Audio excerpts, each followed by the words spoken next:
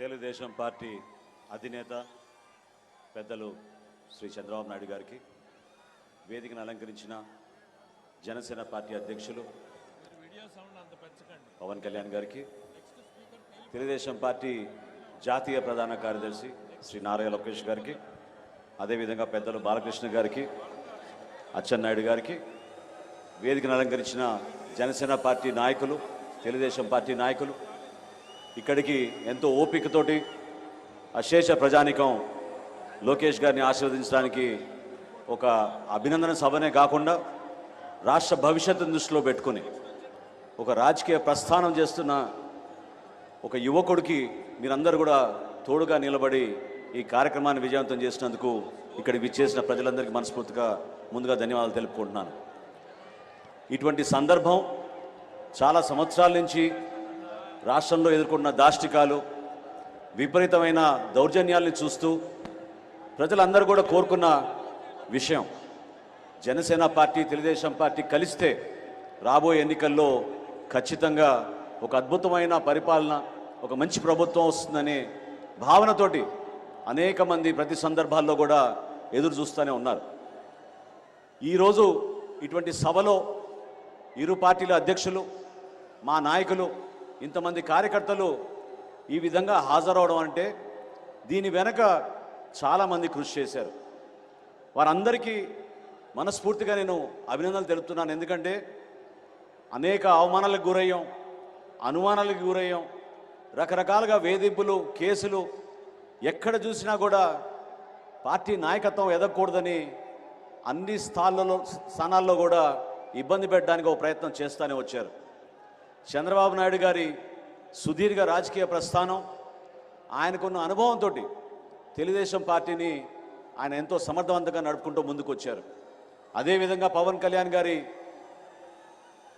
నిజాయితీ, రాజకీయాల్లో ఆయన చేస్తున్న ప్రస్థానం మన రాష్ట్రం కోసం, మన రాష్ట్ర భవిష్యత్తు కోసం, ఆ కోణంతో చూస్తే మనందరికీ ఒక మంచి ప్రభుత్వం రావాలి, రాష్ట్ర భవిష్యత్తు మారాలనే ఒక బలమైన వర్తమాన రాజకీయాల్లో ఎవరు ఊహించని విధంగా పవన్ కళ్యాణ్ గారు అడుగులు వేసుకుంటూ ముందుకు వచ్చారు. సెప్టెంబర్ 13వ తారీఖున రాజమండ్రిలో ఆ రోజు చంద్రబాబు నాయుడు గారిని కలిసినాక పవన్ కళ్యాణ్ గారు తీసుకున్న నిర్ణయం ఆ రోజు రాష్ట్రంలో సంచలనంగా మారింది.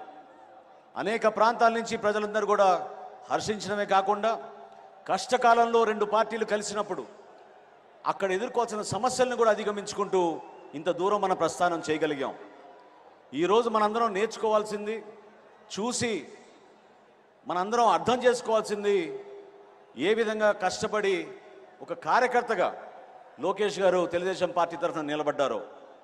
ఈరోజు ఈ సభ, ఈ సందర్భంగా నేను మీకు తెలుపుకుంటున్నాను. మొట్టమొదటిసారి ఆహ్వానం వచ్చినప్పుడు పవన్ కళ్యాణ్ గారి అభిప్రాయం ఏముండిందంటే లోకేష్ గారి నాయకత్వం పెంచాలి, ఆయన వరకే ఈ సభని, ఆయనే ముఖ్యమైన అతిథిగా ఉంటే ఈ సభకి గౌరవం దక్కుతుంది, ఆ సభకి కేవలం మనం వెళ్ళడం వలన పూర్తిగా మనం సంబంధించినట్టు కాదనే భావన వ్యక్తపరిచినప్పుడు నేను లోకేష్ గారికి తెలిపితే ఆయనలో ఉన్న స్పందించే మనస్తత్వం చూసి పవన్ కళ్యాణ్ గారు కూడా నిజంగానే చాలా ఇంప్రెస్ అయ్యారు. లోకేష్ గారు అన్న మాట ఏంటంటే, నా పాదయాత్ర ముగింపు సందర్భంగా చేస్తున్న సభ కాదు ఇది, జనసేన పార్టీ, తెలుగుదేశం పార్టీ కలిసి మొట్టమొదటిసారి ఒక అద్భుతమైన విజయం సాధించే విధంగా ఒక చక్కటి సభను ఏర్పాటు చేసుకున్నప్పుడు దానికి ఖచ్చితంగా పవన్ కళ్యాణ్ గారు రావాలి, అవసరమైతే నేను అడుగు వెనకేస్తా తప్ప పవన్ కళ్యాణ్ గారిని ముందుని నడిపించే విధంగా మన అందరం కూడా ముందుకెళ్దామని చెప్పి ఆ రోజు ఆయన తీసుకున్న నిర్ణయాన్ని నేను మనస్ఫూర్తిగా అభినందిస్తున్నాను. రాబోయే రోజుల్లో కూడా ఈ అవినీతి ప్రభుత్వం ఏ విధంగా యువతకు నిరాశ కలిగించిందో, ఏ విధంగా యువతకును అంధకారం నెట్టిందో మీ అందరూ తెలుసు. ఇక్కడి నుంచి కొంత దూరంలోనే రణస్థలంలో జనవరి మాసంలో జనసేన పార్టీ తరఫున మేము యువశక్తి కార్యక్రమం ఏర్పాటు చేశాం. ఆ రోజు యువతలో ఉన్న ఆందోళన, ఎందుకు మేము వలసలకు పోవాలి మా ఉద్యోగాల కోసం, ఎందుకు దూర ప్రాంతాలకి మేము మా గ్రామాలు వదిలేసి, మా తల్లిదండ్రులను వదిలేసి మేము ఇంత కష్టాలు పడాలనేది పదే పదే చెప్పుకుంటూ వచ్చినప్పుడు చాలా ఆశ్చర్యం కలిగించింది, ఇబ్బంది కలిగించింది. ప్రభుత్వాలు వచ్చినప్పుడు పార్టీలు కేవలం ఇక్కడున్న వనరులు దోచుకుంటున్నారు, లేదా ప్రత్యేకంగా ఇక్కడ ఏర్పాటు చేయాల్సిన ఉపాధి అవకాశాల గురించి మర్చిపోయి ఈ ప్రభుత్వం ప్రత్యేకంగా అసలు ఏమాత్రం కూడా శ్రద్ధ వహించలేదు. విశాఖపట్నంలో ఐటీ ఎస్సెట్స్ గురించి, అదేవిధంగా అక్కడ ఐటీ ఇండస్ట్రీ తీసుకురావాలని గత ప్రభుత్వంలో చంద్రబాబు నాయుడు గారు, లోకేష్ గారు ఆ రోజున ఏ విధంగా కష్టపడి పనిచేశారో ఈరోజు విశాఖపట్నం ఏమైపోయిందో మీరందరూ చూస్తూనే ఉన్నారు. స్కిల్ డెవలప్మెంట్ విషయంలో పొరుగు రాష్ట్రం ఒరిస్సా సింగపూర్ యూనివర్సిటీ తోటి భాగస్వాములై ఒక అద్భుతమైన ఒక వరల్డ్ స్కిల్ యూనివర్సిటీ ఏర్పాటు చేయాలని ఒరిస్సా భువనేశ్వర్లో వాళ్ళు నిర్ణయిస్తే మన ముఖ్యమంత్రి 5 సంవత్సరాల నుంచి కథలు చెప్పుకుంటూ తిరుపతిలో 50 ఎకరాలతో స్కిల్ యూనివర్సిటీ ఏర్పాటు చేస్తున్నామని కేవలం ప్రకటనలకే పరిమితం అయ్యారు తప్ప మన యువత కోసం ఎక్కడ కూడా ఆలోచించలేదు. దయచేసి మీరందరూ కూడా ఇంతమంది వచ్చారు ఈరోజు ఈ సభకి, ఈ రాష్ట్ర ప్రజలు కూడా ఈ సభని ఖచ్చితంగా టీవీలో చూస్తున్నారు. ఒక్కసారి మీరు ఆలోచించండి, మన భవిష్యత్ ఏమైపోతుంది, ఏ విధంగా ఒక నిర్ణయం వలన, ఇటువంటి ముఖ్యమంత్రి వలన, జగన్మోహన్ రెడ్డి వారి ప్రభుత్వం వలన ఎంత నష్టం కలిగింది మన రాష్ట్రానికి, ఎన్ని అద్భుతమైన అవకాశాలు మనం పోగొట్టుకున్నామో దాన్ని మీరు గుర్తుపెట్టుకోండి. ఒక్కసారి మీరు ఆలోచించాల్సింది ఆ ఒక్క ఛాన్స్ అని ఏ రోజైతే మీరు అందరూ స్పందించారో ఆ రోజున ఎంత పొరపాటు జరిగిపోయిందనేది మీరందరూ కూడా గుర్తుపెట్టుకోవాలి. రాష్ట్రాన్ని మనం అద్భుతంగా ముందుకు తీసుకెళ్ళాలి. రాబోయే రోజుల్లో సంక్రాంతి లోపు తప్పకుండా ఇరు పార్టీలు కలిసి ఒక చక్కటి మేనిఫెస్టో తయారు చేసి ఏ విధంగా తెలుగుదేశం పార్టీ నుంచి సూపర్ 6 ఏర్పాటు చేశారో, గతంలోనే జనసేన పార్టీ నుంచి ఒక అద్భుతమైన ఆలోచనతోటి షణ్ముఖ వ్యూహం అని ఆ రోజు పవన్ కళ్యాణ్ గారు ఆవిష్కరించారో దాన్ని ప్రజల్లో తీసుకెళ్ళడానికి మన కార్యకర్తలు, నాయకులందరూ కూడా సిద్ధం అవ్వాలి.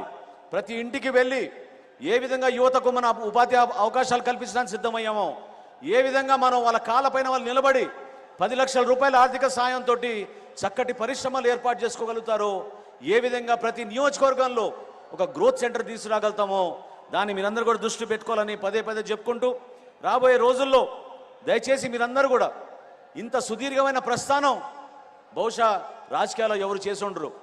చంద్రబాబు నాయుడు గారు పడిన కష్టాలు, ఆయన ఎదుర్కొన్న సమస్యలు, ఆయనకున్న అనుభవాన్ని పవన్ కళ్యాణ్ గారి ఈ కొత్త ఉత్తేజాన్ని, ఈ నాయకత్వాన్ని కూడా కలుపుకుని రాష్ట్రానికి మంచి రోజులు తీసుకురావాలి. ఖచ్చితంగా ఒక అద్భుతమైన ప్రభుత్వాన్ని మనం స్థాపించబోతున్నాం. రాష్ట్ర ప్రజలకి ఓ చక్కటి సంకేతం ఈరోజు ఈ ఉభయ పార్టీలు కలిసి ఇంత అద్భుతమైన కార్యక్రమంలో మనం పాల్గొనడం ఒక గొప్ప కార్యక్రమంగా మనం భావించడమే కాకుండా మరొక్కసారి లోకేష్ గారిని ఆయన ఈ 3000 కిలోమీటర్ల పాదయాత్రలో 262 రోజులు ఆయన చేసిన ఈ ప్రస్థానంలో ఎన్నో లక్షల మంది కలిశారు, ఎంతో ఓపికగా ఆయన చేశారు. మీకు వచ్చిన నాలెడ్జ్ని, విజ్డమ్ని ఖచ్చితంగా రాబోయే రోజుల్లో మన రాష్ట్రంలో మన ప్రజలకి అంకిత భావంతో మీరు పనిచేస్తారని, భవిష్యత్తులో జనసేన పార్టీ, తెలుగుదేశం పార్టీ కలిసి ఒక అద్భుతమైన ప్రభుత్వాన్ని ఏర్పాటు చేసి ప్రజలకి అంకిత భావంతో పనిచేస్తామని ఈ సందర్భంగా మరొకసారి మీ అందరికీ తెలుపుకుంటూ, జనసేన పార్టీ తరఫున ఏ విధంగా తెలుగుదేశం పార్టీకి అండగా నిలబడ్డామో రాబోయే రోజుల్లో కూడా అదే విధంగా మనందరం కలిసి పనిచేసుకుని ప్రతి నియోజకవర్గంలో, ప్రతి మండలంలో, ప్రతి జిల్లాలో కూడా మన నాయకత్వాన్ని మనం పెంచుకునే విధంగా, ఈ ప్రభుత్వాన్ని ఇంటికి పంపించే విధంగా మీరందరూ కూడా కృషి చేస్తారని కోరుకుంటూ, ఇంత చక్కటి అవకాశం కల్పించినందుకు ప్రతి ఒక్కరికి మనస్ఫూర్తిగా నేను అభినందిస్తూ, ఈ కలయిక రాష్ట్ర భవిష్యత్తుని దృష్టిలో పెట్టుకుని చేసిన కలయిక, దాన్ని మీరందరూ కూడా ఆశీర్వదిస్తారని, రాబోయే రోజుల్లో తెలుగుదేశం పార్టీ, జనసేన పార్టీ ఐక్యత ఖచ్చితంగా వర్ధిల్లాలని చెప్పి మనస్ఫూర్తిగా కోరుకుంటూ సెలవు తీసుకుంటున్నాను. ధన్యవాదాలు.